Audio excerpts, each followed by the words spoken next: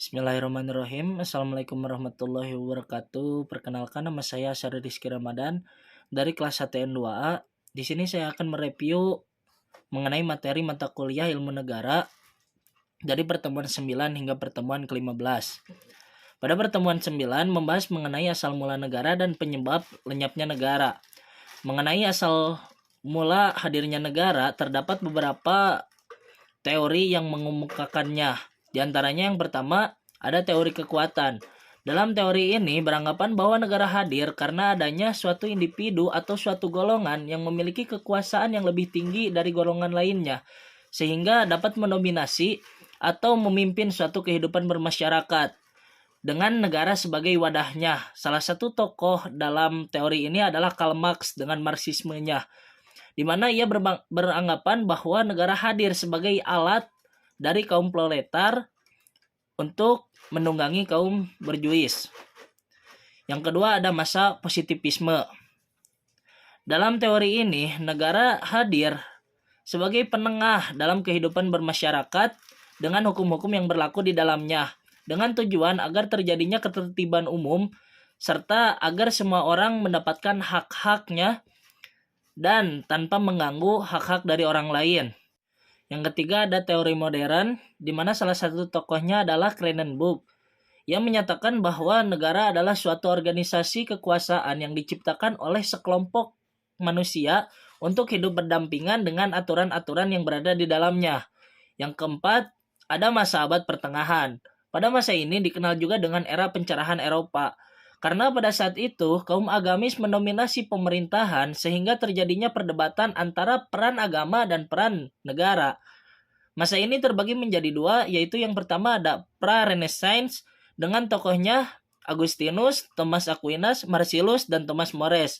Kemudian ada pasca-Renaissance dengan tokohnya Niccolo Machiavelli, Jean Bodin, dan Francisco Suarez. Kemudian materi selanjutnya membahas mengenai penyebab lenyapnya negara. Terdapat beberapa teori mengenai penyebab lenyapnya negara, yaitu yang pertama, teori organis, di mana dalam teori ini beranggapan bahwa suatu negara akan lenyap atau hancur karena terjadinya suatu peperangan atau suatu bencana alam. Dan yang kedua, ada teori anarkis, di mana dalam teori ini beranggapan bahwa penyebab negara itu ada dua. Yang pertama yaitu terjadinya pemberontakan, dan yang kedua terjadinya terorisme pada negara tersebut. Yang ketiga ada teori Marxisme, di mana pada teori ini beranggapan bahwa salah satu penyebab lenyapnya negara adalah adanya pemberontakan dari kaum buruh atau borjuis terhadap kaum pemodal, yaitu kaum proletar. Dan yang keempat ada teori mati tuanya negara, di mana pada teori ini beranggapan bahwa negara akan hancur seiring dengan bertambah usianya, karena semakin tua usia sebuah negara, maka semakin menipis pula sumber daya alam pada negara tersebut. Atau salah satu penyebab lainnya adalah hilangnya salah satu unsur negara pada negara tersebut. Masuk pada pertemuan ke-11, membahas mengenai tujuan dan fungsi sebuah negara. Pada pembahasan ini terdapat 4 teori, yaitu yang pertama ada teori Lord Zhang, di mana teori ini berasal dari Cina. Ia mengemukakan bahwa sebuah negara itu hadir untuk menciptakan suatu ketertiban dalam kehidupan bermasyarakat dengan cara menjadi suatu negara yang kuat atau adidaya. Yang kedua ada teori Niccolo Machiavelli, hampir senada dengan apa yang dikatakan oleh Lord Zhang. Ia berpendapat bahwa tujuan dari sebuah negara adalah untuk menciptakan ketertiban dan ketentraman dalam kehidupan bermasyarakat dengan cara menjadikan negara itu adidaya atau kuat, sehingga peran negara atau kepemerintahan menjadi lebih tinggi dari kekuasaan rakyat. Yang ketiga ada teori Dante Alighieri, di mana pada teori ini terdapat 2 tujuan dan fungsi sebuah negara, yaitu yang pertama menciptakan negara yang mampu berdamai di dunia, dan yang kedua membuat suatu negara di mana kedudukan agama itu masih berada di bawah kedudukan negara. Yang keempat ada teori John Locke, di mana ia berpendapat bahwa negara itu hadir atau bertujuan untuk melindungi hak-hak asasi manusia. Pada pertemuan ke-11 masih membahas mengenai fungsi dan tujuan sebuah negara. Pada pertemuan kali ini terdapat 4 teori lagi mengenai tujuan dan fungsi sebuah negara.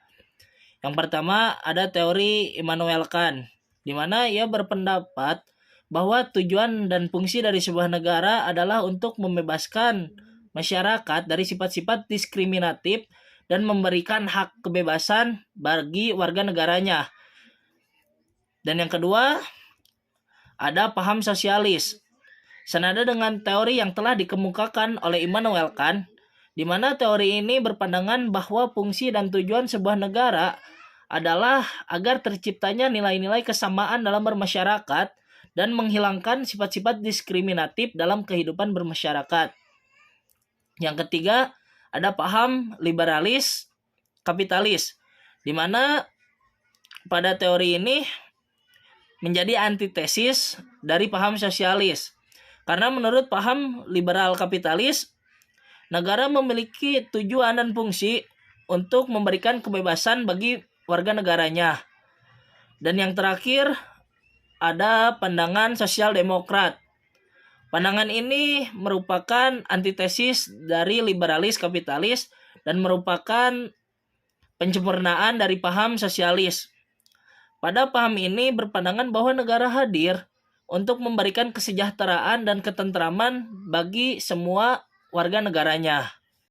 Pada pertemuan ke-12 membahas mengenai tipe dan bentuk susunan negara. Secara umum, bentuk susunan negara itu terbagi menjadi 2. Yang pertama, kesatuan atau unitary state, di mana negara kesatuan ini memiliki beberapa model. Yang pertama, vertical management model. Contohnya seperti negara Inggris dan Jerman. Yang kedua ada central representative model. Contohnya negara Swedia, Spanyol, dan Denmark. Yang ketiga ada unification model. Contohnya negara Belanda. Dan yang keempat ada mixed model. Contohnya negara Prancis. Pada negara kesatuan ini terdapat ciri signifikan dari negaranya. Di antaranya, warga negaranya wajib memiliki satu kewarganegaraan. Yang kedua, memiliki satu pemerintahan pusat. Dan yang ketiga, memiliki satu pemerintahan lokal yang merupakan subdivisi pemerintahan dari pusat. Bentuk susunan negara yang kedua, yaitu serikat atau unitary state. Bentuk susunan negara ini terbentuk karena adanya perasaan bangsa-bangsa dalam kesatuan politik yang hendak membentuk ikatan yang terbatas dalam sebuah federasi. Dan negara serikat ini memiliki heterogenitas yang tinggi dan memiliki wilayah yang sangat luas. Salah satu ciri dari negara serikat diantaranya wilayah negaranya sangat luas dan terbagi dari negara-negara bagian. Dan memiliki kedaulatan ganda dan hubungan pemerintah federal dengan pemerintah daerah bersifat koordinatif atau kooperatif. Kemudian pada pertemuan ke-13 membahas mengenai bentuk dan sistem pemerintahan. Bentuk dan sistem pemerintahan pada sebuah negara terbagi menjadi 4 jenis. Yang pertama ada autokrasi, di mana bentuk pemerintahan ini dikelola oleh segelintir orang atau sekelompok orang yang memiliki kendali besar dalam pemerintahan negaranya. Yang kedua, ada oligarki. Hampir senada dengan autokrasi, bentuk pemerintahan ini dikendalikan oleh beberapa orang atau kelompok yang memiliki kepentingan pribadi dalam negara tersebut. Yang ketiga, ada monarki. Bentuk pemerintahan ini tunggal atau biasanya dipimpin oleh seorang raja yang kemudian kepemimpinannya diturunkan secara turun-temurun pada keluarganya. Yang keempat ada republik. Bentuk pemerintahan ini merupakan bentuk pemerintahan yang berasal dari rakyat, di mana pemimpin dan orang-orang yang berdiri di pemerintahannya pun dipilih langsung oleh rakyat yang kemudian harus mendahulukan kepentingan rakyat. Kemudian ada siklus teori, di mana dalam materi ini akan menjelaskan lebih lanjut mengenai ciri-ciri bentuk pemerintahan. Yang pertama ada monarki. Dalam bentuk pemerintahan monarki, kekuasaannya dipegang oleh satu orang, kemudian kepemimpinannya pun diturunkan secara turun-menurun. Yang kedua ada holokrasi, di mana bentuk pemerintahan ini setiap warga negaranya masing-masing ingin mengatur pemerintahan secara bebas. Yang ketiga ada demokrasi, di mana dalam bentuk negara ini pemerintahannya dijalankan oleh rakyat, kemudian pemimpinnya pun dipilih oleh rakyat dan harus mementingkan kepentingan rakyat. Yang keempat ada oligarki, di mana bentuk pemerintahan ini dikuasai oleh segelintir orang atau kelompok yang memiliki kepentingan khusus yang kemudian lebih mendahulukan kepentingan pribadinya daripada kepentingan rakyat. Yang kelima ada aristokrasi, di mana bentuk pemerintahan ini kekuasaannya dipegang oleh beberapa orang dan memiliki kepentingan khusus. Namun dalam bentuk pemerintahan ini masih bersifat profesional dibandingkan dengan bentuk negara oligarki. Kemudian yang terakhir ada tirani, di mana dalam bentuk negara ini dipimpin oleh satu orang yang bersifat sewenang-wenang, yang menghalalkan segala cara untuk mendapatkan apa yang ia inginkan. Kemudian masuk ke materi selanjutnya yaitu sistem pemerintahan, di mana menurut Mahfud MD, sistem pemerintahan yaitu sistem hubungan dan tata kerja antara lembaga-lembaga negara, di mana sistem pemerintahan ini terbagi menjadi dua, yaitu yang pertama presidensial. Presidensial memiliki beberapa indikator, diantaranya yang pertama, kepala negara bertugas sebagai kepala pemerintahan. Yang kedua, kedudukan eksekutif dan legislatif memiliki kuasa yang sama kuat. Kemudian yang ketiga, menteri diangkat dan bertanggung jawab kepada presiden. Sistem pemerintahan yang kedua yaitu parlementer. Parlementer memiliki beberapa indikator, diantaranya yang pertama, kepala negaranya tidak berkedudukan sebagai kepala pemerintahan. Kemudian yang kedua, pemerintahan dijalankan oleh sebuah kabinet yang dipimpin oleh Perdana Menteri. Dan yang ketiga, kabinet bertanggung jawab dan dapat dijatuhkan oleh parlemen melalui mosi. Masuk ke pertemuan ke-14, membahas mengenai negara autokrasi dan demokrasi modern, di mana negara autokrasi ini berasal dari dua kata yaitu negara dan autokrasi. Autokrasi dapat didefinisikan sebagai kekuasaan atau kekuatan yang dipegang oleh sendiri, atau dapat didefinisikan negara autokrasi adalah suatu sistem pemerintahan di mana kekuasaannya dipegang oleh satu individu yang memiliki kepentingan khusus. Kemudian ada negara demokrasi yang merupakan kebalikan dari autokrasi, di mana pada negara demokrasi semua warga negaranya memiliki hak untuk memegang kekuasaannya melalui pemilihan yang langsung dilaksanakan oleh rakyat.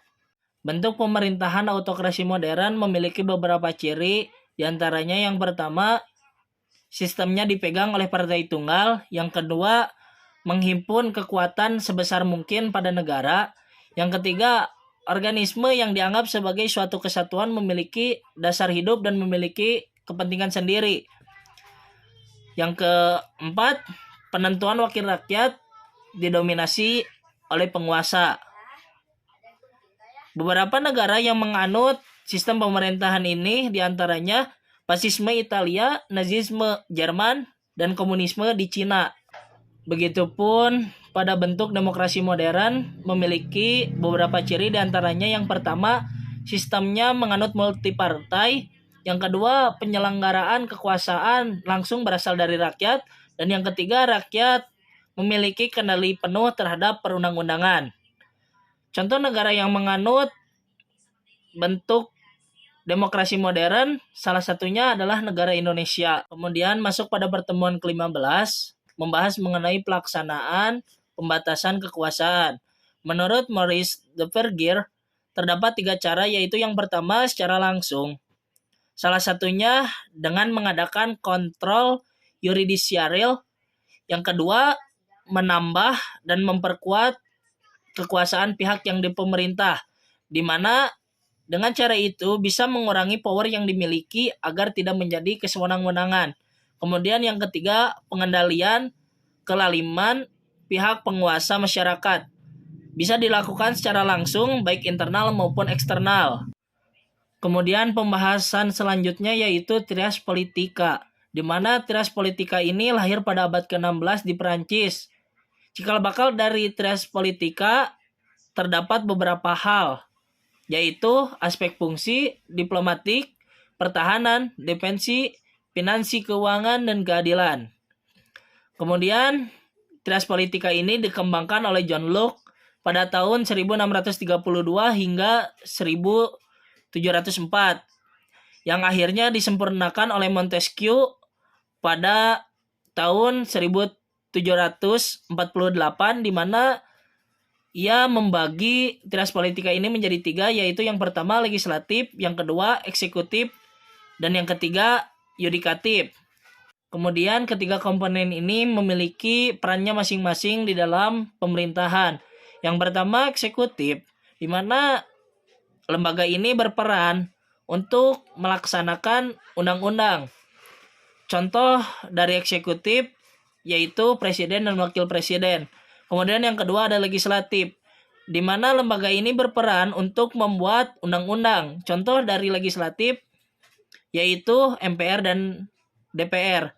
Kemudian yang terakhir adalah yudikatif, di mana yudikatif ini berperan untuk menjadi pengadil pada pelanggar-pelanggar dalam undang-undang. Contoh dari lembaga yudikatif yaitu lembaga kehakiman seperti Mahkamah Agung dan Mahkamah Konstitusi. Mungkin sekian yang dapat saya sampaikan. Mohon maaf bila terdapat kesalahan kata. Wallahumma biqil aqwa min thoriq. Wassalamualaikum warahmatullahi wabarakatuh.